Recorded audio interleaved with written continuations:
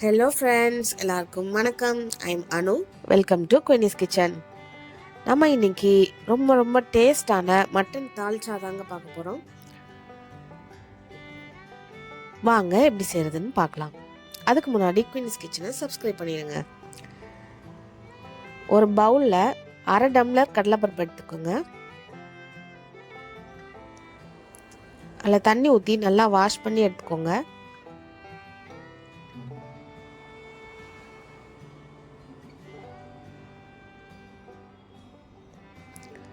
இப்போ குக்கரில் அந்த வாஷ் பண்ண கடலைப்பருப்பை சேர்த்துக்கலாம்.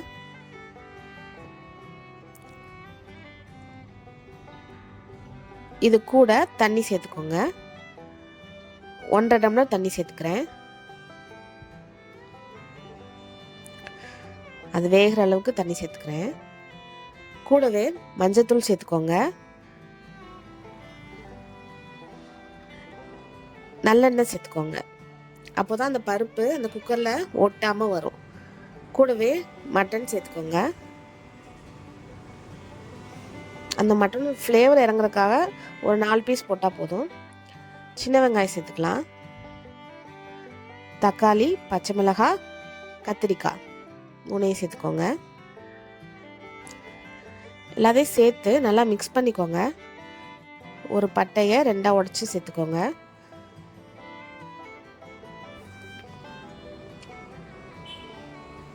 அவ்வளோதாங்க. ஸ்டவ் ஆன் பண்ணி குக்கரை ஏற்றிடலாம். ஒரு விசில் வந்ததும் சிம்மில் 10 நிமிஷம் வச்சுக்கோங்க. 10 நிமிஷம் ஆனதும் ஆஃப் பண்ணிக்கோங்க. ஆவி போனதும் ஓப்பன் பண்ணிக்கலாம்.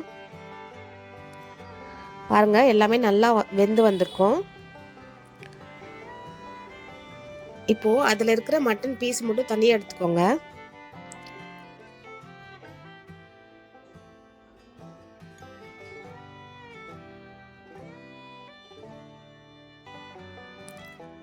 அது கூட அந்த தண்ணியை ஸ்டெயின் பண்ணிக்கோங்க.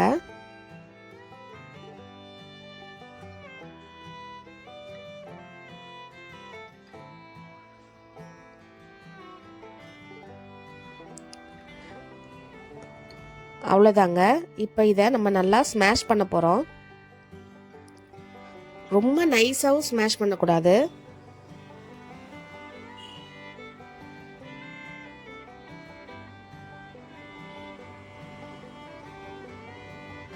இந்த கன்சிஸ்டன்சி வந்ததும் உப்பு சேர்த்துக்கோங்க.